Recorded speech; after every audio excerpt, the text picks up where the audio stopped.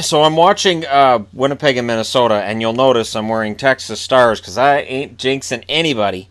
Texas Stars hat too. It looks nice. Anyways, word has come in: the NHL suspended Nazem Kadri 3 games. 3. Now here's the thing.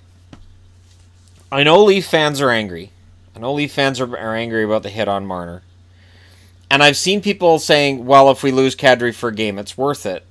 For whatever. But they've lost him for 3 games. That is your number 2 center. That's a guy who scored 30 goals. Pulled out of that Toronto lineup for 3 games. Now, if I had known a few days ago, if I'd done my prediction for the Bruins series and said, well, Kadri's going to get suspended after game 1, so with 3 games gone for Kadri, it's probably going to be a Leafs out and the Bruins win. That totally changes everything. I don't see how the Leafs beat Boston without Nazem Kadri and what he brings to the lineup. Now, it's a funny thing because there were people last night who said I was biased, and I get that, because I'm a Bruins fan, but while I may not like some things about Kadri's game and things he'd done in the past, that was a long time back. So I haven't had a reason to be really angry at him in a long time. He skirts that line, he stays around that line, but he usually doesn't go over it, and this went over it. And now it's a 3-game suspension.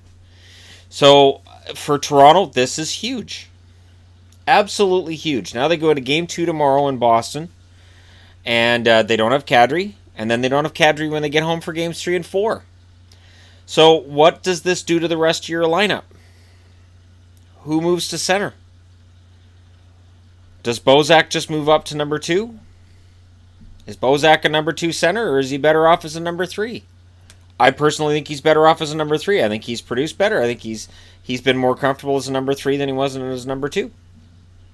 But, it's one of those things. We're going to find out what happens, but this to me could very well be enough to tip the tables, or so that Toronto, Boston's through to the second round, and I don't like saying that, but it's because I do think Kadri's that important. There may be Leafs fans who believe that they can get through without him, and okay, and who say, well, as long as we win 1 game, then Kadri will come back before the series is over, but if they're down 3 games to 1, this is why I don't understand some of this. And I've seen people say, well, it's worth it. It's worth it. It's not, though. Because now he's out for 3 games. So as soon as he threw that hit yesterday against Wingels, he's thrown out of the game. And now he's out for 3 more. Now, I didn't know what they were going to do. I was fine with whatever they did. Which means I'm fine with it being 3 games. If that's the way that they're setting the bar, that's fine.